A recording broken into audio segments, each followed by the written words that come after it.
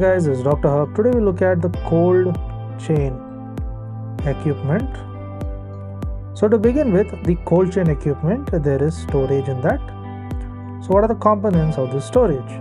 Components of the storage includes the WIC. It is nothing but the walk-in cooler. It is nothing but the walk-in cooler. And then comes the WIF. WIF is nothing but the walk-in filled freezer. Walk-in freezer. And then comes the ice-lined refrigerator. There is an ice-lined refrigerator.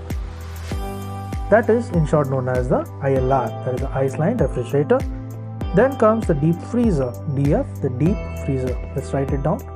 The deep freezer. And then there is also the domestic refrigerator. There is a domestic refrigerator. So this was about the storage in case of the cold chain equipment. Then we will look at the solar. So what happens in case of solar? So what we saw now was in storage, there's electrical.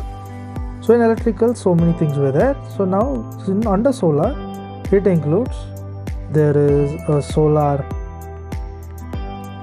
refrigerator. That is a battery drive. There's battery drive. Next is, there is a solar. This is again a refrigerator. There is a direct drive. So there is a battery drive as well as a direct drive. Now in case of non-electrical, what do we have? In terms of non-electrical, there is presence of the cold box. So the cold box is present in non-electrical, as well as there is the vaccine carrier. Now next we move on to the transporter. So transportation, what is present? So under transportation, it includes the refrigerator vaccine van.